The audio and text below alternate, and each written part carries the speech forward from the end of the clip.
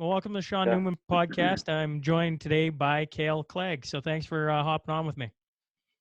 Yeah, thanks for having me. Feels like a long time coming. I was gonna, and I know we tried to get on last summer there when I was in Lloyd, but didn't work out. So I'm glad we can make this one work. Well, that's the nice thing about the podcast. I don't really see it going anywhere. So whether it happened right now or another year in advance, it's Yeah, just exactly. More to happy you talk could get about. on. That's right. That's right. Yeah. So how are you doing with the whole COVID situation going on? You're in Calgary right now? Yeah, I'm in Calgary. Obviously my mom and dad are out here, and my girlfriend's from Calgary as well, and all of her family. So we're out here. We have a place out here, like probably 5 minutes down the road from my mom and dad, and yeah, it's been good. I mean, same goes for everyone. Just trying to keep sane and trying to do the best workouts I can. I've been rollerblading a little bit, shooting a lot of pucks, stick handling, all those sorts of things. Try to stay in touch with hockey, but yeah, just kind of hanging out right now. Were you in California when this all went down? I assume yes. Yeah, I was. It was weird. I kind of heard rumblings of, the season getting canceled and whatnot. So I was going to the rink one day, and obviously get there, and sure enough, our practice was canceled, and they told us to go home, and that was kind of the last time I was really at the rink. I mean, other than to grab my gear to come home to Calgary. Um, yeah, I mean, we just went home, sat around for like a week, and then they kind of said, yeah, you guys are free to go home. So about a week after that, I just, kind of hung out a little bit more, got tidied up, because I brought all my furniture back from LA, and so just kind of cleaned up my place, and yeah, just made the drive home. It's a long You drive. you brought your furniture back? Yeah. We last year I left it in a storage unit. Obviously, is the smarter thing to do probably, but we found a place here in Calgary that we really liked, and it didn't have furniture, so I didn't want to spend money on new stuff just yet. So I threw it all on a U-Haul, and we drove home. It was turned into like a 30-hour drive with that U-Haul. It was really slow. Yeah, I don't doubt that. I mean, for people who don't understand where exactly you're at, you're playing out of Ontario, which Yeah. is I don't know, like on the map it looks like it's right beside LA. Is it do you even leave city limits to get into Ontario? Yeah, I mean, so we actually live in LA. So, all the Kings, because we practice out of the same facility as the Kings. And so all the Kings players, and then most of the Ontario guys live in Manhattan Beach and Hermosa Beach. It's probably like 10 minutes from the practice facility. Our practice facility is in El Segundo, California. And I lived in Marina Del Rey, which is probably 15 minutes the other way, like from Hermosa, or sorry, 15 minutes the other way from the practice rink. And yeah, I mean, on game days, we we basically morning skate, and then right from the morning skate, we have like a little overnight bag basically, and we drive to Ontario, and that takes about an hour, and then we check into a hotel for a day room, and we eat pregame meal at the hotel, and then we nap at the hotel, and then play the game and drive home after. The reason why we the reason why we the reason why we leave El Segundo, our practice rink, so early, is because the traffic is so bad that like an hour. It takes an hour at about 12 o'clock. But if we were to leave, to go for the game, like an hour before we wanted to get there, it would be we'd miss the game. It's about, if you leave it like any time after 1 o'clock, you're looking at about 2.5, 3 hour drive minimum, because the traffic is at an absolute standstill. It's crazy. Coming from the prairies where you see down the highway one vehicle every 10 minutes. Yeah, exactly. It's such a different feel.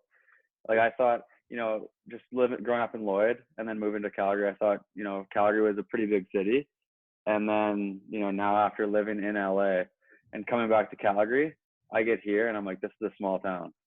Just because living in LA, there's tons of people, and, it's such close corners with everyone. So, and the traffic, I mean, anywhere like, if you want to do anything in LA, it's minimum 30, 40 minute drive. like pretty much everywhere outside of, your little neighborhood or like little area that you live in. Yeah, but how much do you like living in California? Oh, I love it. It's really nice. Obviously the weather is unbelievable.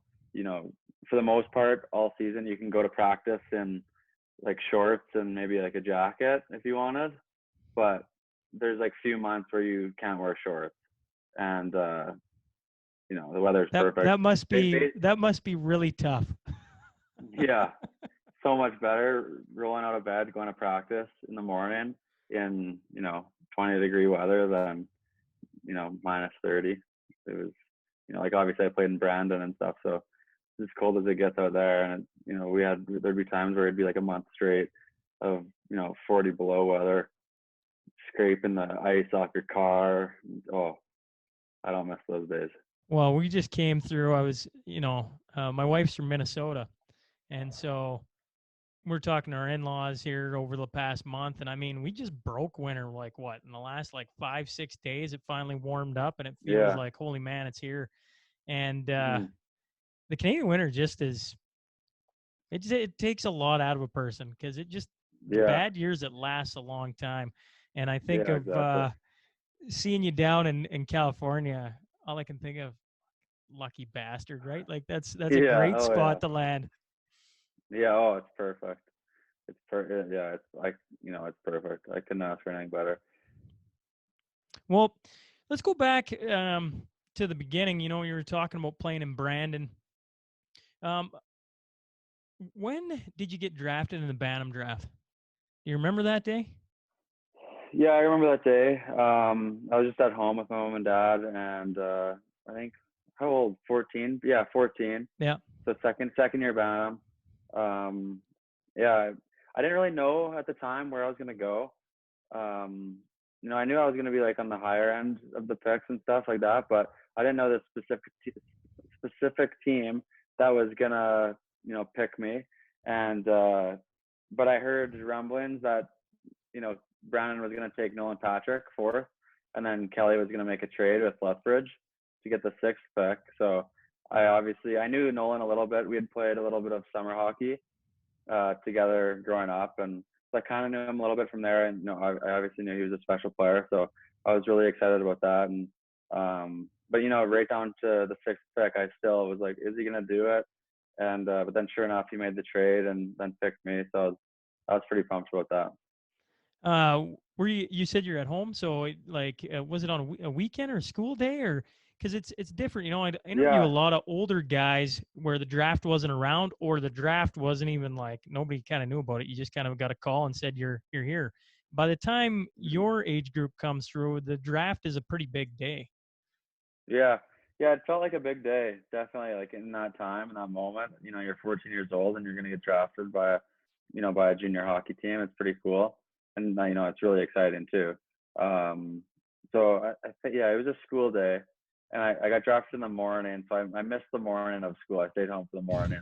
And then, yeah, I went to school for the afternoon. So, I mean, yeah, it was a really exciting day, and obviously, being a high pick too, I was thinking WHL the whole way.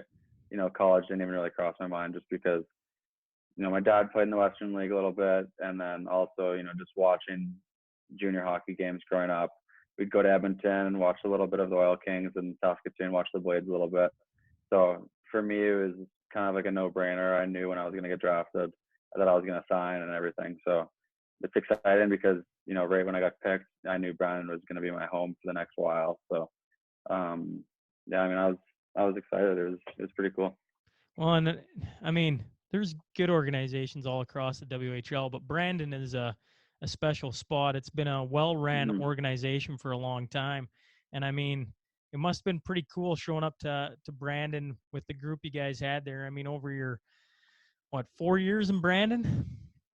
Yeah, for 16, 17, 18, and then 19, I got traded at the deadline. Obviously, the Right. Moose Jaw. Yeah, Well, what was your first year in the league like? Do you remember going back it being a was. young kid? Yeah, it kind of sucked to be honest, just because the sense I only played 20 games that year. How did it go? I So I went to camp. I started the season. I started actually really well, and then I played in I think it's the under 17 tournament. It's around October, November, and so the last game of that tournament, I slid into the boards awkward and jammed my wrist, and then it took like 2 weeks to figure out what actually happened.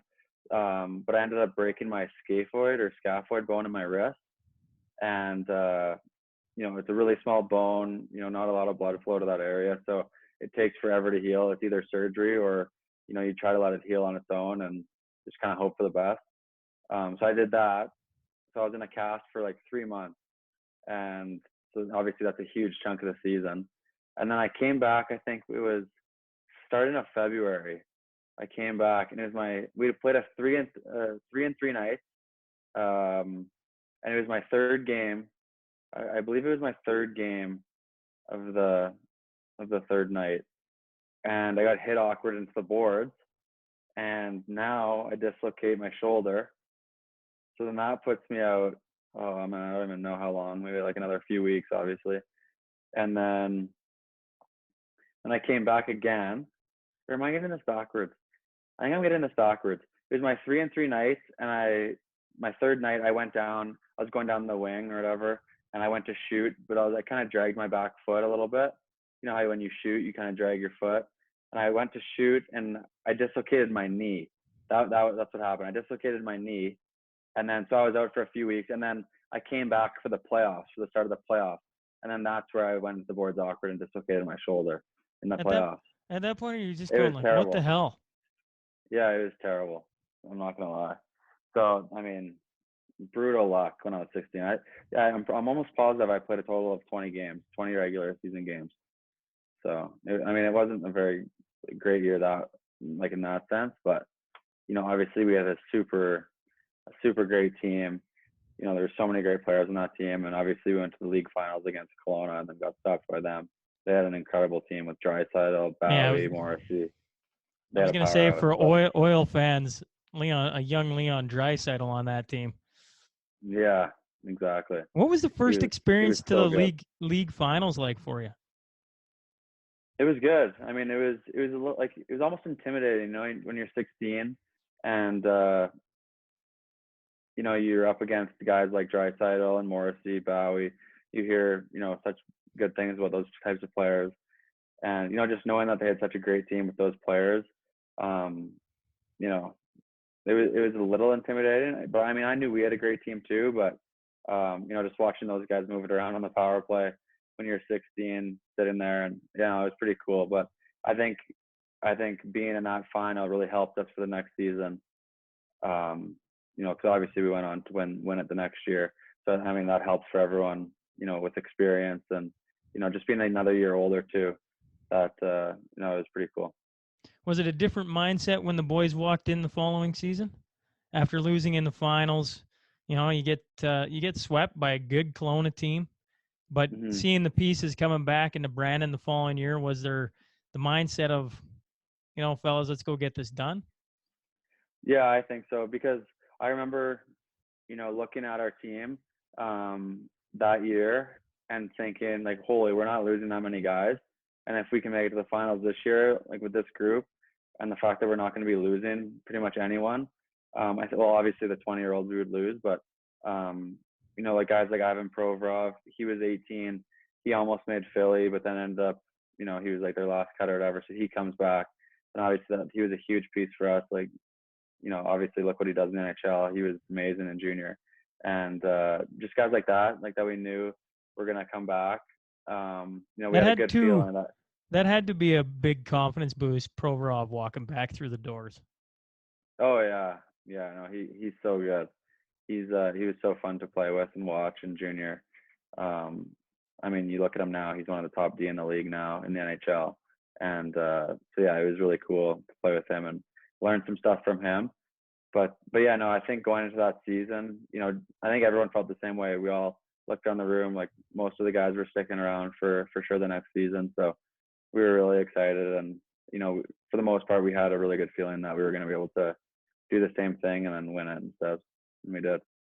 Well, when you get to the league finals that year, you guys actually, I don't want to use the word breeze through everyone, but you don't Mm-hmm. have an extended series per se, right? Like everything's 4-1, Yeah. 4-2, 4-0. And in the Mm-hmm. finals, you face the Seattle Thunderbirds. What was that like in your second go around? Because now you know the intimidation factor. I assume you kind of know what to expect going into um, a league finals. Heading into Mm-hmm. Seattle, of all the guys I've interviewed on that have played in the WHL, they all talk about the best fans being the American fans. So I can imagine Seattle's barn being a little crazy. I can imagine Brandon's barn being a little bit crazy. What was the atmosphere Yeah. like, and just the series in general? I mean, the atmosphere is great. In Brandon, we had such great fans, especially, everyone got on board just because of how much we were winning and, how good we did the following or the previous year. And so our fans were always so great when I was in Brandon. But then going to Seattle, you're right. The American fans, they tend to, be pretty rowdy. Um, you know, Classic American fans. They just love big hits and seeing the odd hockey fight. And but yeah, no, their fans were great. Like as good as any really that I can remember. How have your fans been in Ontario in the Really A? good. Yeah. Yeah, really good. The American League, it's weird. Some teams have great fans. I would say we have one of the best fan base in well for sure in our division in the West because we go to teams like San Jose. They play out of the Shark Tank, so there's I mean I don't know the exact number, but it feels like 50 people in the whole rink. You can only imagine how that feels. You go out and it's like an inter squad game. So, but So I mean we have firsthand then what NHL teams are going to feel like if they go back to playing this season with no fans. exactly. That's literally the first thing I thought of was thinking back to those San Jose games. We get in, you go for warm ups, and it literally feels like there's 50 people. It's crazy, but I mean, Was it hard to play or was it fine? it's kind of hard, but once the game gets rolling, I guess the adrenaline goes, and it gets a little easier. But yeah, I mean, when you're walking out for a game and stuff, and you don't see anyone in the stands, it's a little bit weird. The tunes are blaring and you look around and there's nobody Yeah, watching. tunes are going, but nobody's watching. Yeah. So I don't know. That's the American League. It's kind of weird. Like I said, like on a Saturday night, we'll get probably like 7,500 fans, and I think our rink fits like 13,000. So it's pretty good. Yeah, decent. And but for the most part, teams don't usually get great fans. So What uh what was your favorite building in the dub? Looking back. I mean, I assume the home rink was fun to play in, but if you could mhm. go back and you're headed on a long road trip or short road trip, what was a fun building to play back then? I always liked playing in Regina. I always thought they had really good fans. The ice was always amazing. I loved the ice in Regina, and then also they were just a big rival for us because it was the closest team to Brandon at the time. So, yeah, I like playing in Regina. I always liked playing in Edmonton, just based on the fact that family could come watch. It was super close for friends and family to come out. Trying to think of other ones. Yeah, I'd probably say those two You guys off the must top have of my head. had an absolute Hail Mary of a bus trip. Oh, the bus rides were so long. Like I'm thinking back to those bus trips, and we would do day trips, and our closest trip was what is I think it's 3.5 hours to Regina from maybe four. I can't remember 3.5 or four from Brandon to Regina, and so yeah, we would do day trips. So we would leave in enough time to get there just for game time, and we'd get on the bus. So we'd stop for pregame meal. I think it was in Elkhorn or somewhere along the way. I can't really remember, but we'd stop for pregame meal, get on the bus, and we had a sleeper bus. So after pregame meal, we'd pop the bunk beds. They're benches essentially that face each other with tables in the middle. There was like a bunch of those, and so basically get on the bus, pop the table up, and then the benches flip up to bunk beds. And so if you're a young guy, you're doubling up on the bunk bed, and the bunk bed is maybe four or 5 feet wide. like you know how big a bus is, Yeah. like bunk beds. So it was really tight. And then obviously as you get older, you get your own bunk and stuff like that. So it gets a little bit better. But yeah, no, it was crazy, and just basically nap to the rink. And then we had this tradition where we'd crank the tunes. We'd be sleeping, and all of a sudden the tunes would start pumping, and it'd be like AC/DC, and oh, it was crazy. Fun times back then. Yeah, yeah, it was fun. It was so fun. Everyone always said, when I was in junior, all the guys that I would talk to, that went through junior and then on to play pro hockey and even in the NHL, they always say, junior is the best time of your life. And like I'm 2 years into pro, and I mean, right now, junior was so like I'm just thinking back, like junior was so much fun. I believe those guys now.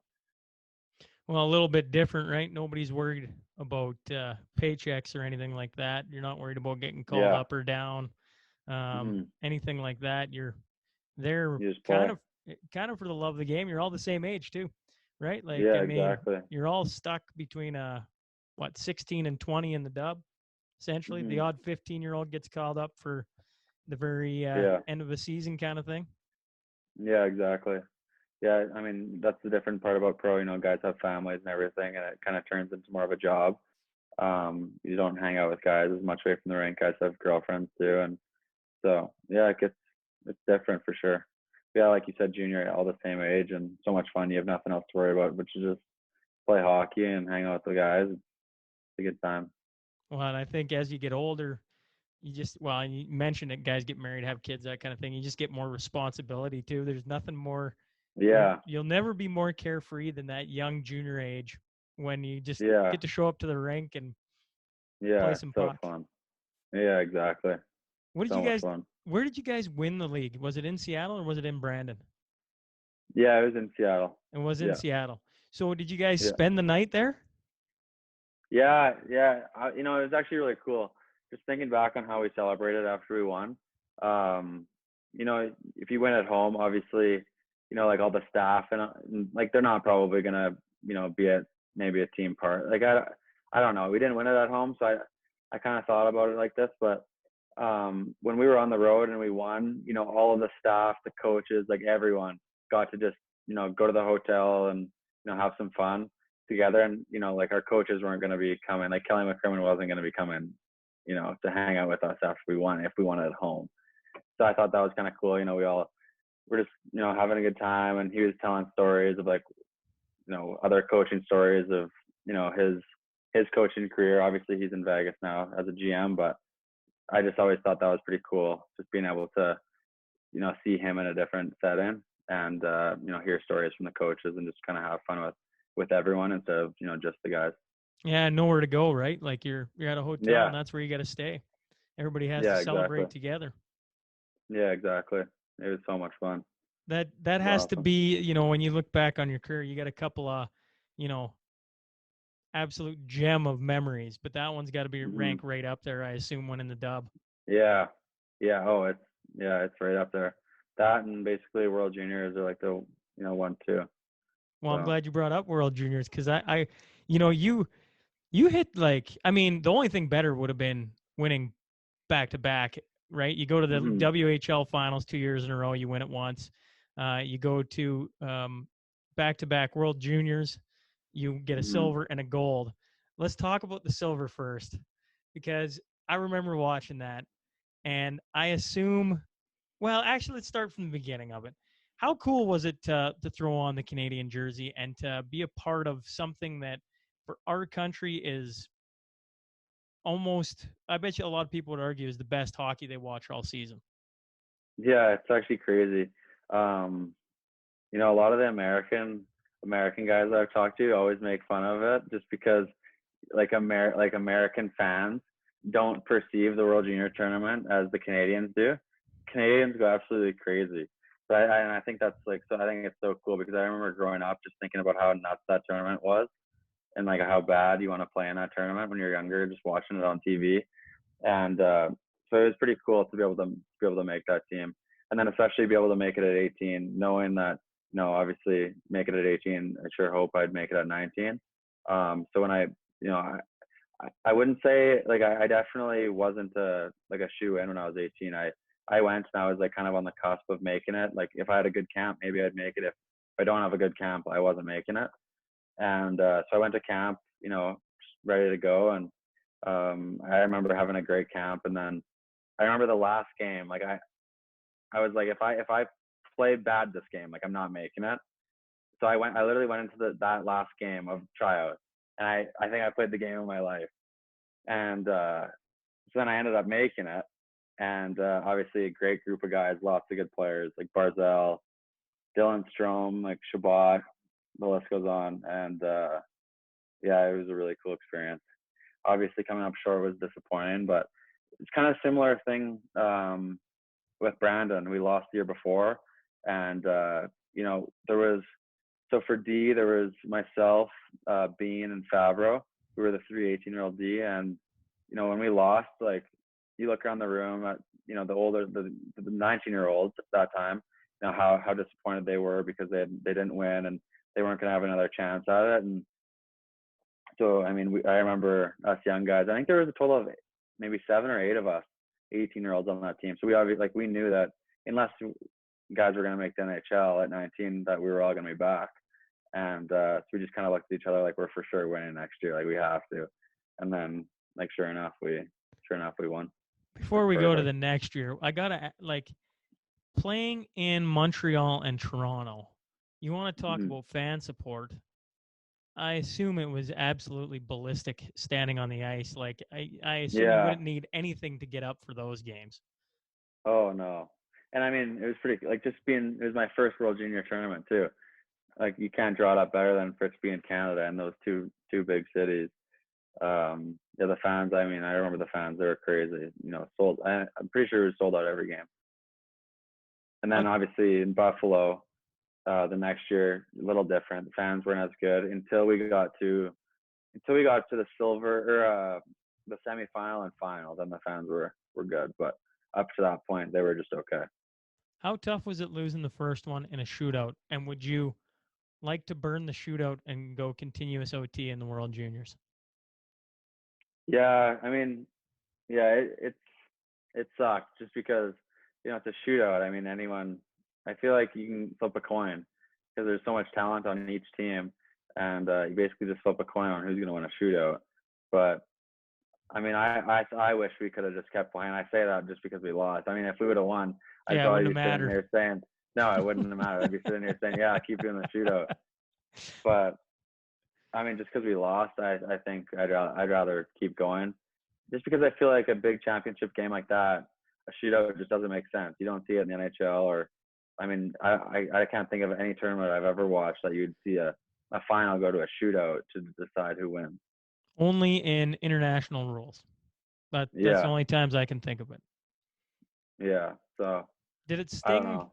Did it sting more that it was the U.S.? Yeah, definitely. Well, yeah. I mean, it would have stung either way, but just knowing, the U.S. guys, I mean, there's obviously a big rival there, especially in the World Juniors too. Is there a rivalry that carries over? I mean, obviously with your first year, but there would have been guys coming back. Was there a rivalry that when you walked in against, whether it was the U.S., Russia, Sweden, Finland, those are probably the big ones, was there something that carried over year to year, like a little bit of animosity between any countries for that matter? Yeah, and I think just from, started in Hockey Canada, I'd been playing with Hockey Canada since under 17s. So, you play those same players because it's all the same age groups. You keep playing those same guys in all those tournaments that you play their country in.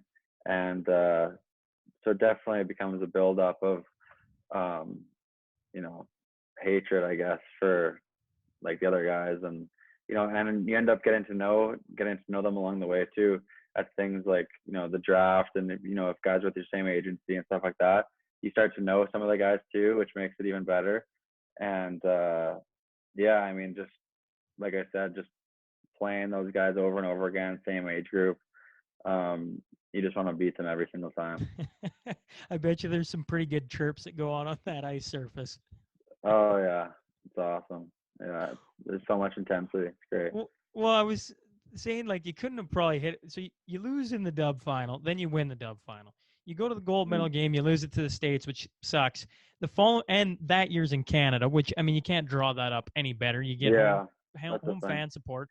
The next year is in Buffalo, which might as well be in Canada. I'm sure Mm. the fan support had to be just as good there, and you guys cap it off and win a gold medal against Sweden. Like, how sweet was that day? Yeah, I mean that was awesome.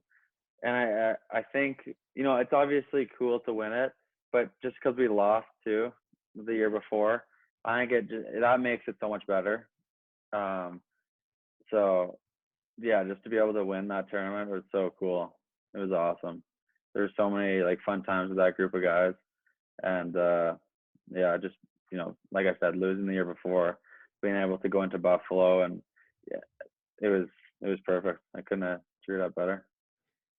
Was the pressure like that tournament in a Canadian sense is almost as big as the Olympics? Did the pressure ever get felt by the guys? Did you understand what was going on? I assume you did. What was Mhm. that pressure like? Yeah, there's a little bit of pressure, and just because Hockey Canada, it's obviously such a big thing. You want to represent your country the best way possible, and you like growing up, you see how passionate the Canadian fans are for that tournament. So like right then, it's automatic. A little bit of pressure just felt from that, right? To have like how passionate the country is behind you, and you obviously want to win that tournament for Canada. And so, I mean, you do feel a little bit of pressure, but at the end of the day, it's still hockey, so you just have to go out and play. And yeah, so that tournament's so fun. I won't forget those times. I always see, it's actually funny. I always see just in this quarantine too, since this whole thing, you turn on TV and sometimes TSN or whatever will play like old games. So I've had the chance to watch, a couple of my old games back from the World Juniors, and pretty fun to watch. I just think those tournaments in particular, going back since like I'm like you, since I was young, um, our country like pretty much shuts down during the week that tournament goes on, and Hmm. I went when it was going on when in my heyday, like the Crosby dominant team when they played Ovechkin and the Russians, what Yeah, 2004 I think, roughly 2005, somewhere in there, 2005 I think. yeah, I was in or surrounded by a bunch of Americans, and the amount of crap talking that goes on when the two teams play, even to this oh day, yeah, is awesome. I got buddies who text me all the time, especially when the Americans win, which sucks. yeah, yeah, totally, totally. There's always trash talking going on for sure. Um, you got to play in the Cherry versus Or Top Prospects game too, which is another interesting little hockey world big game. Hmm. What was Hmm. that like? Because you were on what Team Cherry, right? Yeah, I was on Team Cherry. The games like that are kind of weird to me, just because it's great to go there and hang out with top prospects from around the CHL. Um, but we went, and I think there was a little, if I can remember it, there was a little skills competition or like skills stuff that I guess all the scouts got to come and see and watch. But then you get to the game, and those games are super weird, just because everyone's trying so hard to look good and stand out and everything. So it's kind of it's a bit sloppy, the game. There's not much structure. But for the most part, it was like a super fun experience and super fun time to be able to hang out with guys that I had already known a lot of the guys just from playing with and against growing up. So I mean, it was a really fun experience. But yeah, like I said, that game it's a little bit sloppy. I mean, you can't really be defined in one hockey game like that too. So, but I mean, it's a fun experience. Did you end up meeting Cherry then? Obviously. Yeah, yeah, yeah. He came into the room and gave us a little pep talk before we went out. I can't remember what he said, but yeah, yeah, it was pretty cool.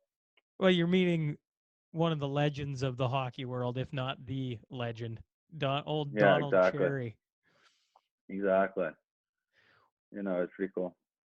You know, I was thinking what's cool about interviewing a guy in your age group is you get to experience a lot of things that hadn't come along for guys older than me who I've interviewed, and one of them is a lot of guys watch Bob McKenzie's preseason draft rankings. Do Mhm. you remember at all, like, all of a sudden your name being on that, and and that was kind of cool. Bob McKenzie's talking about me. Yeah. Yeah. Yeah, no, I do. And it was the first time, that I saw my name on a list like that was after the Ivan Holinka tournament. Oh yeah, yeah. So yeah, that was pretty cool. That tournament was great. I actually just saw a thing on my phone that it's being canceled now because of this whole Yeah, well, coronavirus. they've But pretty much canceled pretty much any tournament coming up or any gathering. It's yeah, you wish it would. You wish you knew it was going to end so that things could turn around and you yeah, know, for you've exactly. gone through a lot of those things. For kids to miss out on it, it's tough because you only for a lot of those things you only get one crack at it. Yeah, exactly. Yeah, that was a great tournament. We won that one too, and that one was a blast. All the same guys, really. Like I look back at that team. I don't know the exact roster off the top of my head, but like Nolan Patrick, Pierre-Luc Dubois, Dante Fabro, like all those guys. Um, I could name guys forever, but same kind of group of guys as the World Juniors. So it was pretty cool to win that, and then win the World Juniors is pretty cool. Pretty It cool doesn't experience. surprise you then to see everybody having as much success as they're having right now. No, no, I think for the most part, growing up, the '98 age group in Canada was always really strong. Like right from Bantam hockey, I remember just even across Alberta, BC, I remember playing guys and like the Fabros, Barzels, like those kind of guys. Tyler Benson. Uh, like it doesn't really surprise me. Like you see all the success that some guys are having in the NHL. Well, let's talk about the draft. Hmm. 2016. When you do the combine, Hmm.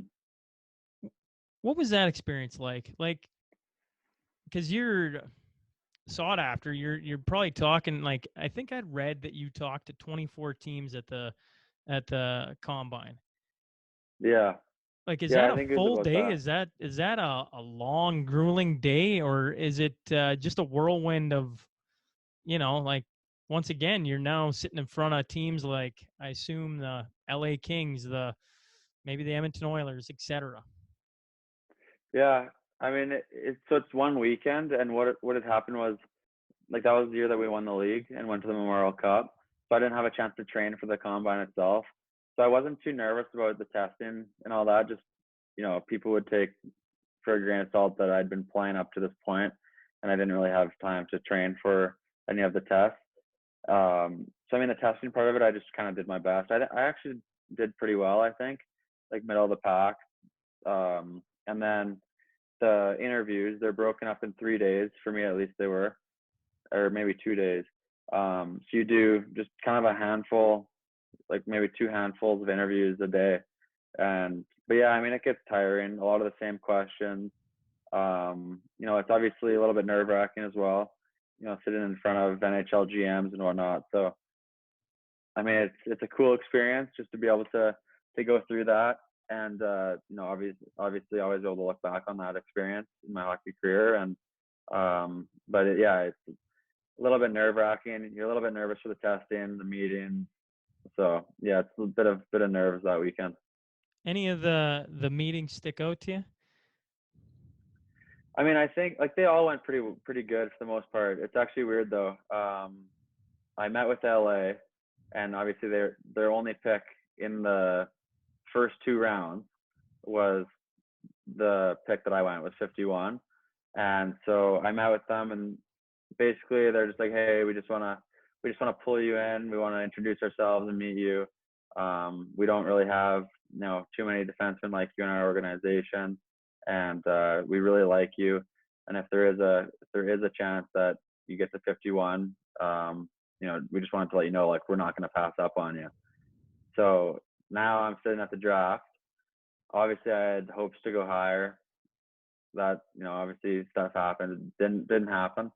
This worked out to be the absolute best case scenario. But so I'm sitting there on draft day, and it's getting, pick after pick going, not hearing my name, and getting closer to LA. And I remembered that meeting, more than any of the meetings, just based off what they said. And so I was just like, if I don't go to LA, I have absolutely no idea where I could be going. And so I was just like, hopefully they stick to their word, and sure enough, they did.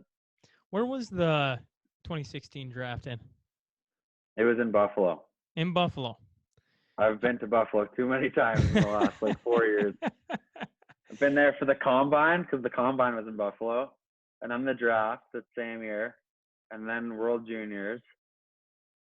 I feel like it. Oh, and then I played my first NHL game in Buffalo. I need to move to Buffalo. How was your first Yeah, NHL game? it was good. It was really good. I think I played 18 minutes, and I thought I played a really good game. I It was mean, obviously nerve-wracking, but didn't you walk out of the tunnel going, holy shit, this is pretty cool? Screw that. Back it up. Rewind the tape. Aren't you sitting in the dressing room? You're looking over at Doughty, Kopitar, Quick, etc. I mean, there's a whole list of them going, like, yeah, this is pretty friggin' cool. You get to slide on the L.A. Kings uni. yeah, it was definitely a cool moment for sure. And I was super excited.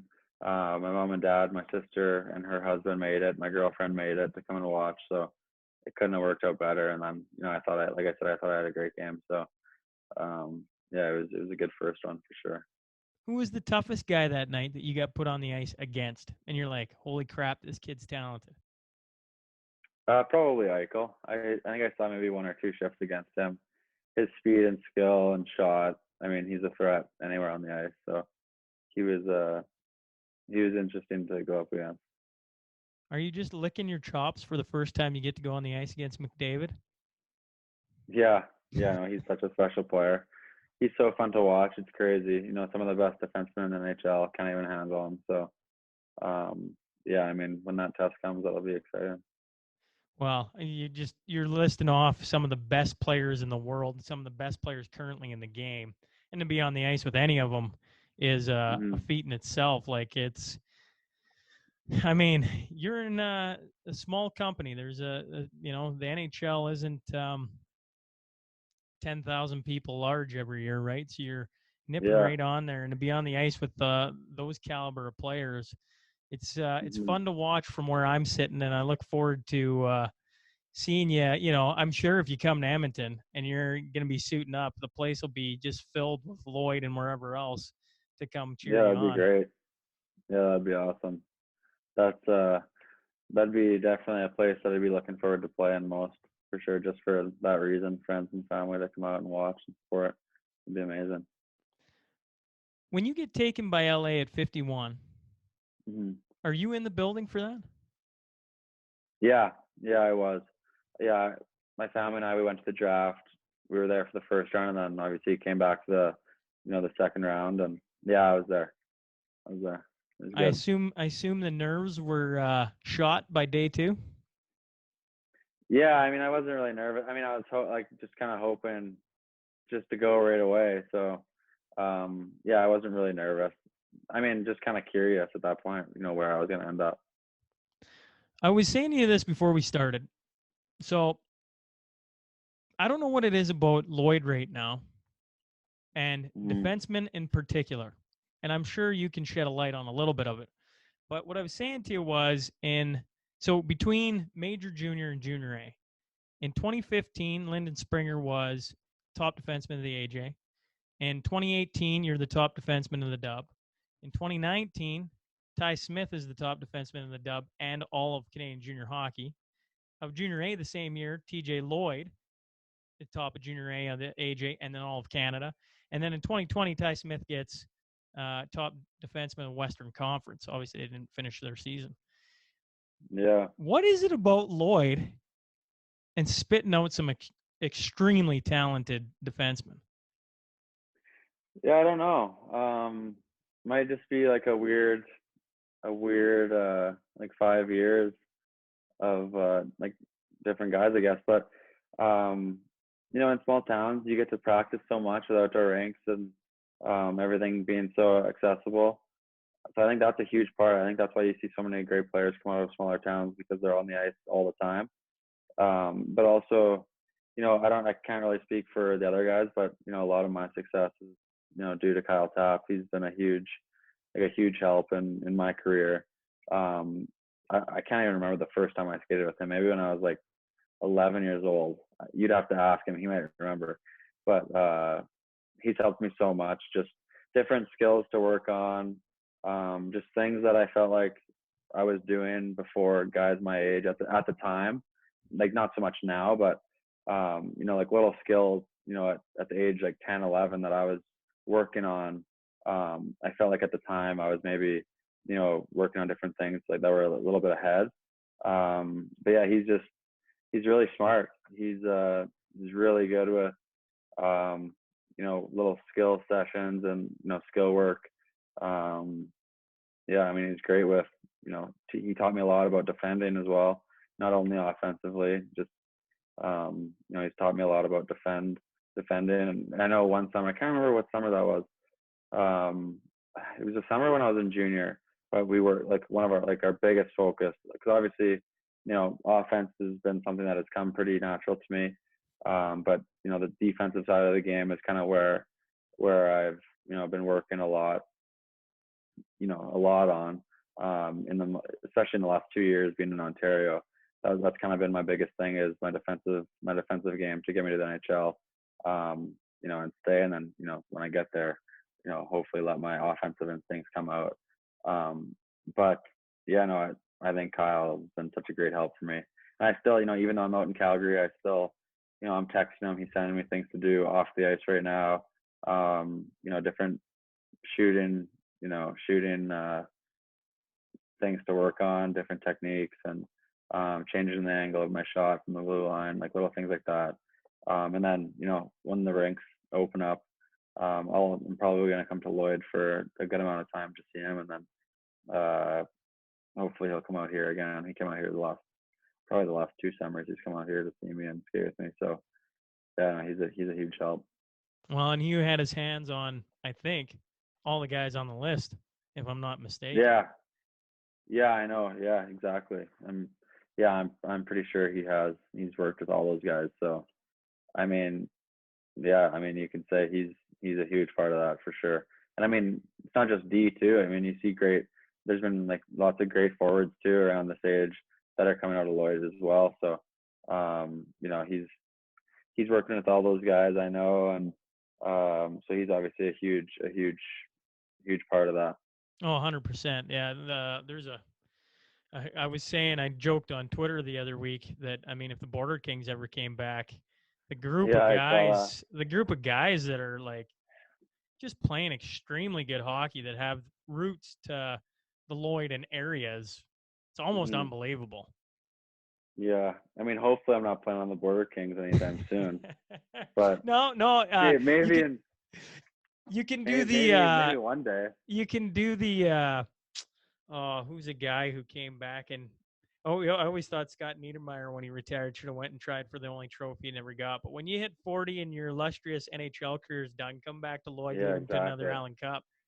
That's right. That'll be the time to do it. I was laughing, when you first said you were coming on. The first time I ever met you was I worked with Tapp and Lance for, I don't even know, they probably know better than me, like maybe 2 months when I first came back. I think it was the summer of 2013. So you would have been like 15 at the time. And that was the first time I'd ever been on the ice with you. And you're talking about Tapp's drills. What we were working on with you was changing your shot along the blue line. I remember that pretty good. And I didn't know who you were at the time. And Tapp had been telling me, he's going places. So it's been fun to watch as your career develops. And Tapper knew back then. Yeah, exactly. He's got a good eye for good players, and he knows exactly what to do, and the right things to teach. So he's a lot of help to Lloyd for sure. All the players that are coming out of there. What's it been like playing in the AHL for a year? It's been good. A lot of learning curves. I think in junior, being like a top player in the league and being able to contribute offensively from the back end, you kind of get away with a lot of stuff. that I didn't really realize at the time. But, just little things in the D zone that, obviously my skating is, my biggest attribute, I would say. So little things where I'd be caught on the wrong side, but I could just skate my way back to get on the right side, or, little things like that that I could get away with. And then, on the flip side, not that like my coaching stuff, 'cause I had amazing coaches in junior, but not that they didn't care about that, but just, if you're creating offense, obviously I'm going to be on the ice. So just little things like that, I think that I got away with throughout junior that have kind of been, learning curves. And I think that's what's taken me a little bit of time, to become a, full-time NHLer. So, I mean, my coach in Ontario, Mike Stollers, he's been really hard on me, and he doesn't let me get away with anything. And if I'm not playing properly defensively, he'll take other parts of my game away from me. So it's kind of taught me just to really put D first, and I'm just trying to continue to get better on the D side of the game, and so that I can obviously be solid and become a really good defender in the NHL one day too. I should correct myself. It's your second year in the NHL, isn't it? Yeah. Yeah.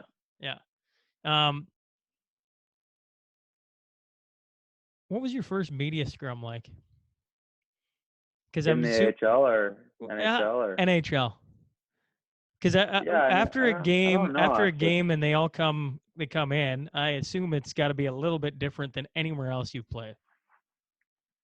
Yeah, I mean, I just remember just because they come running in the room right after. So, I don't remember my first one off the top of my head, but I mean, it's kind of all the same. You get asked the same questions. Different parts of your game, what you want to improve, that kind of thing. I think for the most part, they're like the questions and interviews are usually pretty similar. How about the first time you flicked on EA Sports and looked up Kale Clague? On the video game? Yeah. Yeah, I mean, yeah, that's pretty cool. Obviously you get to play with yourself in a video game. It's pretty sweet. I'm not a video game guy though, so I don't play video games. No? What do you do? What do you do in your spare time? I mean, right now I'm obviously watching the Jordan documentary. How good is it? How freaking good is it? Yeah, it's incredible. I mean, I didn't grow up in the Jordan era. Yeah. So I mean, I didn't really get to watch him play, but I mean, I've seen all of his highlights and all that sort of thing. So it's pretty cool to be able to kind of live through this TV show, and just kind of experience, what he was about when he was playing. And I mean, he's incredible. His whole mindset, and I mean, his ability is one thing, but his whole mindset, the way he looks at it, and how much of a competitor he is, it's really cool to see it. And yeah, it's really inspiring too, I guess. Well, and have you got all the way up to episode 4? Are you all the way caught up? How cool was the Rodman part of it? Like that guy. Yeah. No. You just don't. I could be wrong on this. I should really think about this, I guess. I just don't think there's anyone in pro sports that even comes remotely close to Rodman. Yeah, I mean, he's a character. It's crazy though. It's crazy, like the things he would get away with, like just being able to go take a vacation mid-season, just telling Jordan like, I'm leaving. I have to go for a vacation. Like, I don't know. That's crazy. And then I'll be back in 48 hours. Jordan is not going to be back in 48 hours. Yeah. Yeah, I mean, it's crazy. I can't think of anyone getting away with something like that now, but I mean, who knows? Well, but, and we wouldn't be hearing about it, at least. You go back in the day, social media right now is a beast, man. And back then they wouldn't have had it, right? So the only way you would have known is by watching news, right? Yeah, exactly. Yeah, it's crazy. I mean, but then he comes back and he's performing. Like, yeah, it's crazy. It's really crazy to watch. Just because that kind of situation is kind of unfathomable, especially in hockey too. Back then, like that wouldn't happen in hockey, I don't think. I don't know, maybe. Sit your old man down. Maybe there's a story or two to be told. Yeah, yeah, exactly. Who knows? It's crazy that a guy of that caliber could disappear for what was it, like 4 days? They go get him, he comes Yeah, back, and then he just keeps going, and they're in the middle of winning championships. yeah. Like Right? nothing ever happened. They're not just like, the bottom feeder team, the Cleveland Yeah, Browns, right? Like they're yeah. actually the top of the game, winning back to back to back championships, and he just disappears mid-season and comes Like back it's like it's no nothing. big deal. Yeah, yeah. No, it's pretty cool when you think about it. But yeah, no, he's a character for sure. How about one of the best I saw on Twitter of you was the All-Star game, the AHL All-Star game, where you did Oh the, yeah, the fake, the deke in yeah, the shootout. People should look that up if they have no idea what I'm talking about, because the Kucherov, right, where you yeah, walk in and yeah, act like you lost the puck and it slides in. Were you guys having a yeah, conversation about that on the bench before you go to do it? yeah. I mean, the coach that was running our bench, he told me I was gonna go in the shootout. So I was like, oh man, I'm not really, I mean, I'm not a shootout guy. I'm like most D don't usually go in shootouts, but um, no, like the other D, I think it's Capo Bianco and Bouchard. With he's actually an Edmonton prospect, but I was like, should I try that? And they're like, yeah, definitely. So I had done it in practice before, and it's worked before. Like I've had goalies bite on it before, but yeah, I mean, I just gave it a go, and the goalie literally rolled over for me, and it went right in. It's perfect. It worked out so good. And then it blew up. The lovely thing about social media is then it blew up everywhere. Yeah, exactly. Yeah, no, I'm glad it worked out because I feel like those kind of moves, if they don't work, you just look like an absolute donkey.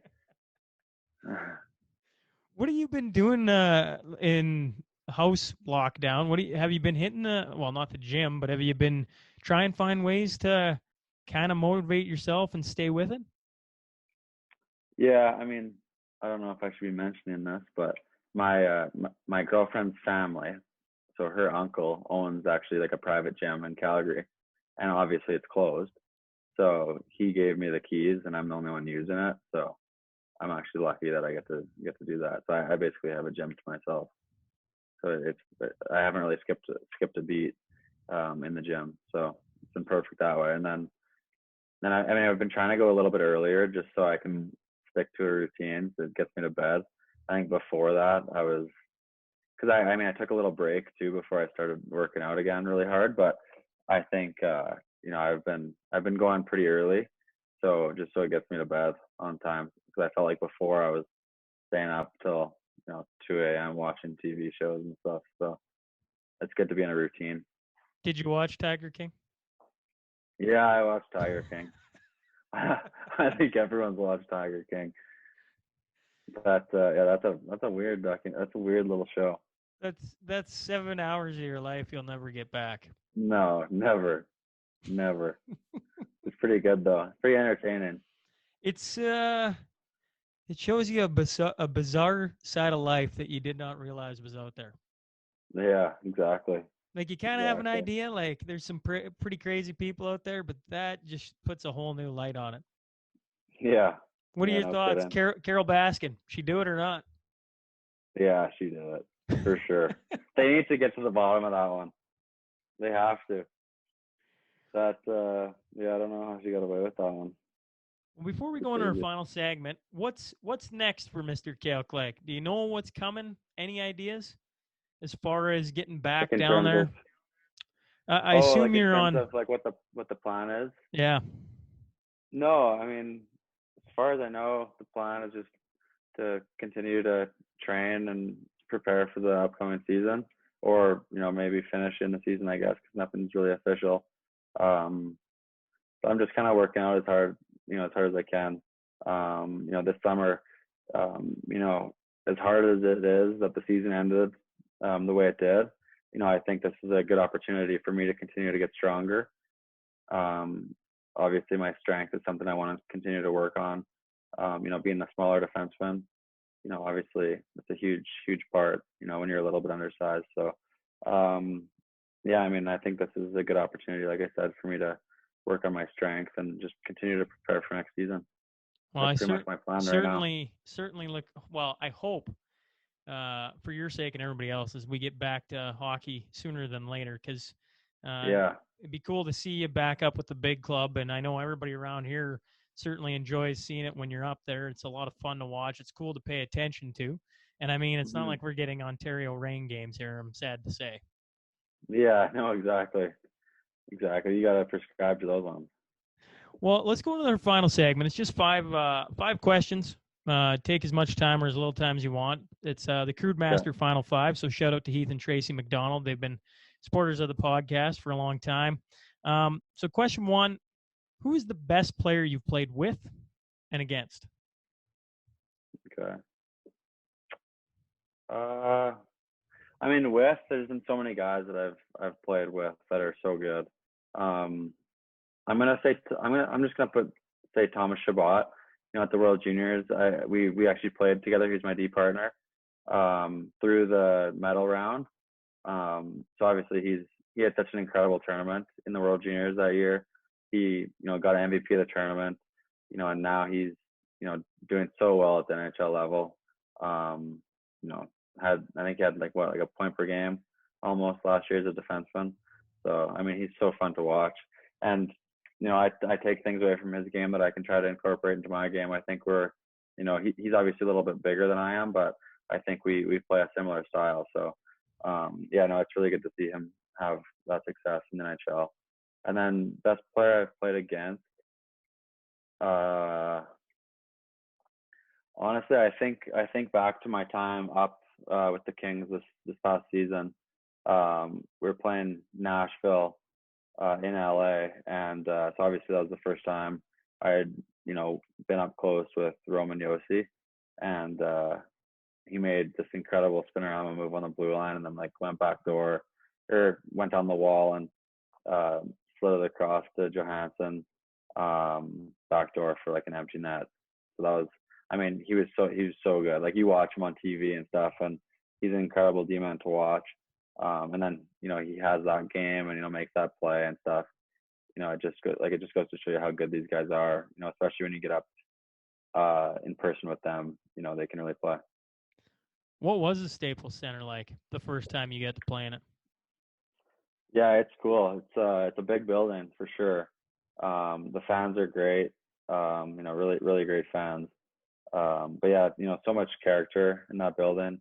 You see all the jerseys hanging on the rafters, and obviously the Lakers play there, and so do the Clippers. So, The lots Clippers of play there amazing. too. Yeah, I honestly don't know how they juggle three teams schedules, I didn't and then realize that. also concerts. Like I just don't understand. Like I mean, I'm pretty sure it's got to be one of the top like busiest arenas in the world. Um, so. Have you watched them take the ice in and out at all? Actually, I was walking into a game when I was up. I was walking into the rink for a game, like 3 hours before the game, and they were still peeling the rubber off the ice. Like my only thought in my head was how is this ice gonna be good? And like we get out there, and I mean it's not bad for rubber mats and hardwood floor being on top like right before, but it's a little bit soft. The puck bounces on it a little bit. So, but That I just mean, I feel like that's the way it goes when it's a busy arena like that. yeah, that's well, I mean, in Canada we just don't have that, right? You got an NHL Yeah, rink and that's what it is. yeah, I mean, exactly. they You might have have the odd concerts and stuff, concert. but yeah, that's right. Yeah, but I mean, it's not busy every single night. Like there'd be very few nights in a year that Staples Center, other than right now, that Staples Center would be empty. Have you been going to any of the Clippers or Lakers games? I mean, you got Ah, LeBron and yeah, Kawhi. yeah, yeah. It's pretty sweet. I'm actually lucky. My agency, I'm with CAA. They're actually based out of Los Angeles, so they're able to get their hands on quite a few Lakers tickets for me. I haven't been to a Clippers game. I like the Lakers games. They're Lakers. If I was to pick between the Lakers and Clippers, it'd for sure be the Lakers. Those games are so fun to go to. I didn't really realize how fun basketball was to go to live, just because we don't grow up around it. Especially in Lloyd, you're not too close to a basketball game in Lloyd. But yeah, I mean, they're so fun. Those guys are crazy athletic. How big they are and the way they move on the court. I mean, it's so cool to watch, especially up front. How good is LeBron seeing him live? Yeah, it's almost unfair. He's so big, and he's just so athletic. Like there's nothing that guy can't do. So I mean, it's really cool to see him up front, and just watch him play. It's obviously, he's the best in the NBA right now, if not ever. I like Jordan, but I mean, LeBron is an argument for sure. If LeBron had as many titles as Jordan, they'd probably argue LeBron. But Michael, for the Yeah, rest of the time, will have the titles and the way he won the titles. And yeah, I mean, the guy yeah, took a exactly. full 18 months off, and then comes back and wins titles again.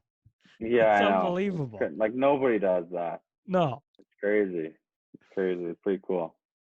if you could pick one guy, past or present, to Mhm. be your defense partner, who would you want? Uh, hmm.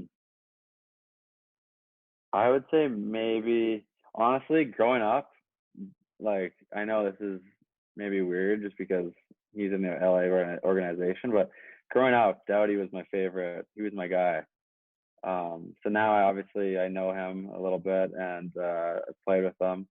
Um, so I mean, it'd be cool. It'd be super cool to be full time with a guy like that, just to learn because he's so great defensively. The things he does, in the D zone. I think he's I think he's incredible defensively. So obviously, and like I said, that's an area of my game that I'm working on. So I think there's a lot of things to be, learned from a guy like that. But I like Nicholas Lidstrom too. I mean, he was Bar Mr. none, Everything. So probably yeah, yeah, top five all time. He's yeah, probably argument for number one, but I mean, you got a yeah, couple other guys that can slide in there too. But yeah, yeah, Lidstrom's a solid pick. yeah. He's just so solid. He's just so great at everything. Is It's funny because when I got drafted by LA and stuff, the development staff, we work a lot with them, and they would working on my positioning, like all over the ice, and so what we would do is we would get video of my game, and we would put it on, like, basically it was a whiteboard essentially, and the screen, like, it'd be like a projector on a whiteboard, and so one of the development coaches would take like a marker and just go along, like, all, like, like where I was on the ice. He would just take the marker and just kind of just follow where I was on the ice. So, and I mean, my first year I would just kind of be all over. I'd be rushing the puck up the ice, all over the O zone, all over the D zone, all over the ice. And they were kind of trying to teach us just to stick to your side of the ice, a lot of the time. So we would pull up Lidstrom, and he'd be the guy that they would reference. And you'd start, drawing the marker on Lidstrom, and he would very rarely, like, leave his side of the ice. It was super weird, just up and back, sides, up and back. It's pretty cool to watch. He, like, so efficient, and he made the game so easy on himself. hmm, that's that's interesting. I've never Yeah, heard of drawing out their path. The guy who comes yeah, to mind for me, who was very similar to Lidstrom, but in a different way, was Scott Niedermayer. And the thing I always yeah, loved about Scott Niedermayer was he always amazed me that he, as a defenseman, would rush the puck in and be mhm. somehow the first guy back in the fastest Oh league yeah, humanly possible. The guy had just amazing feet and just a brilliant mind for reading the game and how to get back and in and out and in and out. It'd been fun to trace him and see how much he yeah, wandered, because maybe my memory is wrong on him, but he always seemed like he was in on everything. yeah, yeah. I mean, he's another great defenseman. He's so fun to watch. Like you said, his skating was so incredible to watch. So yeah, I don't know. It just, yeah, that was just kind of like a drill that we kind of worked on just to go over video and practice positioning, and yeah, we just used Lidstrom, and just he was so steady. It's crazy. What's the coolest? You mentioned that one where they trace out a guy or trace out yourself even and show you where you've been. What's some of the coolest technology you guys use for helping train? Hmm.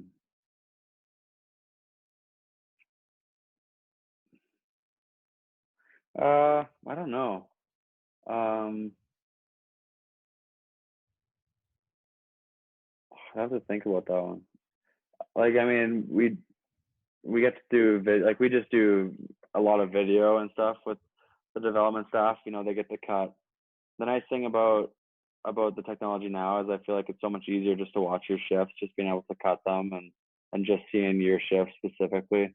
I watch a lot of like I watch all my games and um but in terms of like the actual technology, I mean we wear these things. I mean I don't know if it's that cool, but we wear these things called catapults, and it's basically like this little tracking device on your back, and it looks like a sports bra. Like when you put it on, it's got a tracking device in it, and it basically tracks your speed, your peak speed.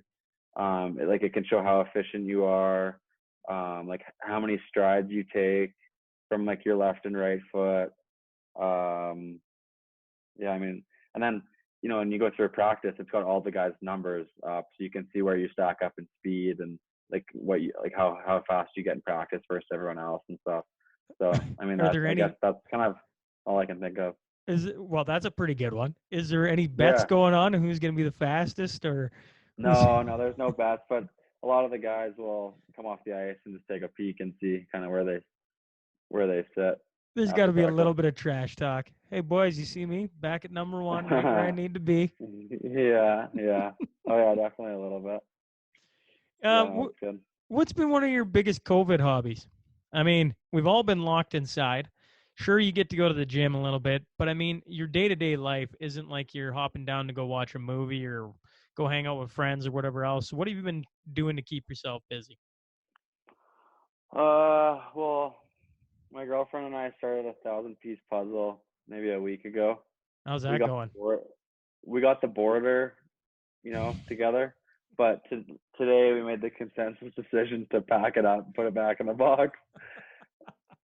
I couldn't stare at it on our table any longer, so we packed it up, threw it in the box, and it's tucked away until the next pandemic.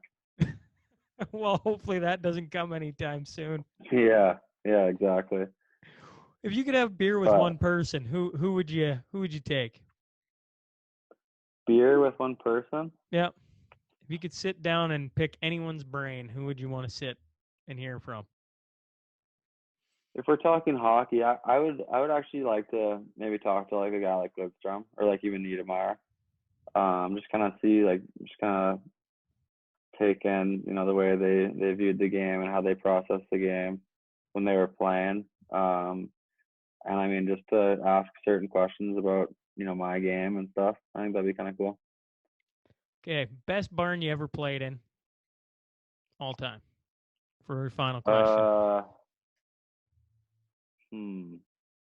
I mean probably Staples Center. I think it's a really cool arena in general. Like I said, with LeBron going in and out of there. Obviously, like a guy like Kobe played there. So many great players played basketball there. So many great players have played hockey there. Um, so many artists come and sing. I mean, I think it's just a super cool arena, and it's a huge arena. When I played there, great fans. So I mean, I'm gonna go with Staples Center because hopefully I'll be playing there for a while. That's probably a fair choice. You bring up Kobe. With Kobe passing earlier, Mm. what was LA? What was it being like around LA with that going down? I mean, he's one of those athletes who transcend sports. He's so much bigger than basketball. Everybody knew Kobe. Hmm. With him going out the way he did, and just how sad it was, and his daughter and everything. But you being right in LA, I mean, it felt like, or from afar, it seemed like that was, they really rallied around. Everybody kind of came together in LA. It looked like from afar. Yeah, I mean, it was super sad. Obviously, I think for anyone that even wasn't in LA, it's heartbreaking to see it. an athlete like that, to go out the way he did. It's obviously super tragic. You feel so saddened for his family and his wife and kids that had to go through that. But I mean, I didn't really go around like Staples Center or anything like that. But obviously, you see, all the gifts and like flowers and all that sort of stuff that is dropped off, at Staples Center, kind of in his memory. And then, you watch. I mean, like I said, I didn't go to Staples Center for even that ceremony and stuff. But you see those little clips like of his wife talking, LeBron making that speech. You can just tell how, like how passionate people were, and how much people admired him, in the city of LA. So yeah, it was really sad. It was kind of eerie. It was weird. I mean, the way I found out was I just saw it on Twitter, like probably a lot of people. I think it was weird just being there and reading that. It was definitely like shocking for sure.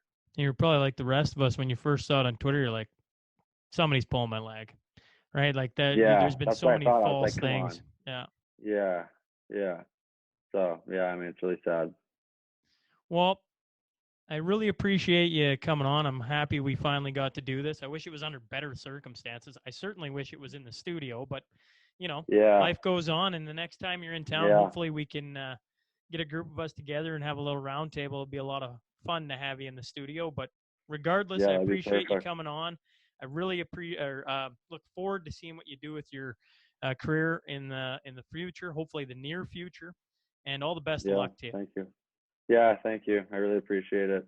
Appreciate you having me on here. It's awesome. Hey folks, thanks again for joining us today. If you just stumble on the show and like what you hear, please click subscribe. Remember, every Monday and Wednesday, a new guest will be sitting down to share their story. The Shaun Newman podcast is available for free on Apple, Spotify, YouTube, and wherever else you find your podcast fix. Until next time.